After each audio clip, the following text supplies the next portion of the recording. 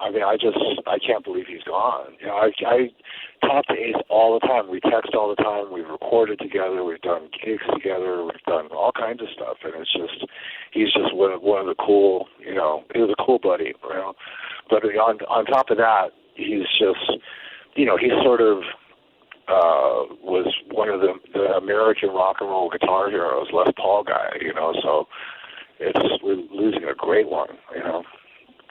Yeah, I was going to ask you about that. Yeah. We got a lot of things I want to hit you with, but just a minute on Ace here. You know, I know how much, and we were texting about this, Slash and I, that telling some stories about me, Slash, and Ace together, and some funny stuff that happened back in the day and in Vegas and what have you. But you know, Slash, he really, I've known, you know, I was friends with Ace for 40 years. He really, really loved you because of what you stood for, like the way you played and the Les Paul and, you know, just everything about what you brought. And of course, you know, he predated you and he influenced so many people as well.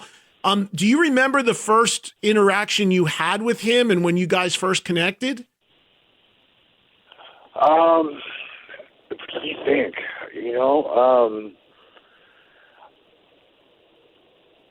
I can't really remember when the first time that we actually met. I know that when we did that Vegas thing, that was the first time we really did something together. But I had met him prior to that in passing, and I remember being surprised that he knew who I was at the time.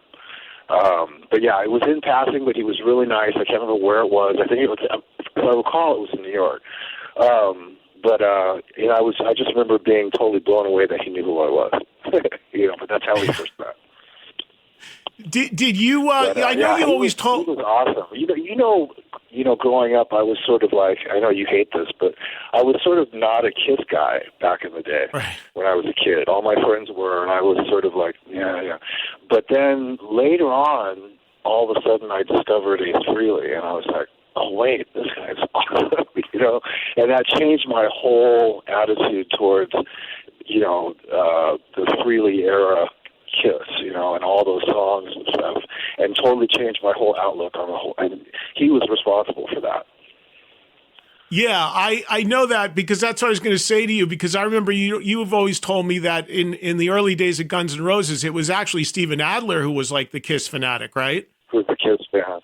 Yeah, and the funny thing is that in an offhand way, Kiss was sort of responsible for me picking up the guitar, because when Steve and I used to hang out and play air guitar together and all that, Steven was really supposed to be the guitar player and I was going to be the bass player. And he used to put on Kiss Live 2, all the time. And that's really what got it started. And then I ended up playing guitar because I didn't really know the difference between guitar and bass at the time. And when I heard the guitar as it played to me in person by a guitar teacher, I said, that's what I want to do. And it was guitar. But it was Kiss that sort of was the inspiration for all that. Yeah, basically. And Steven got me into that. So inadvertently, Kiss was responsible for me picking up the guitar. So one last thing on Ace. Can you talk about and give us something on him as a player? Because, you know, I did a tribute to him and people called in last week, and everybody from, you know, John Five to Bonamassa to all these different people called in, very different styles of guitar players, talking about how much Ace meant to them. Nuno, people like that. And I even said to Bonamassa, I said, even in the blues community, he's like, absolutely, man. For you, you know, as a guitar player, what were your impressions of him? Because he had a very unique style. Yeah, I mean, he was just a through and through rock and roll guitar player. He just personified that. I can't really put what that means in words as far as like why that is. It's just the way that he played was just very rock and roll. It was very driven and very, his licks were, you know, it's just when I think of rock and roll guitar, he's one of the guys that comes up, and he had his own way of playing. And I jammed with him enough times, and it's just a very sort of fluid, in the moment kind of rock and roll approach. I don't know how else to describe it, you know, just something that's easy to recognize when you hear it. Yeah, he had a great quote once. He said, "If I would have known I was going to influence so many different people," he said, "I would have practiced more."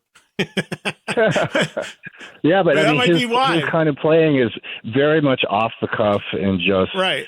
Go for what you know in the moment, which is really spontaneous, and that was what was so great about it.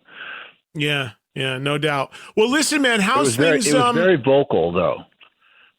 It was very vocal. Yeah, well, people always said that it was songs within the song. I mean, that's the big thing. People always said his guitar solos were songs within the songs. That's something I think people can say about your solos as well. Well, I mean, that would be very flattering if they did. But yeah, that's definitely true about Ace.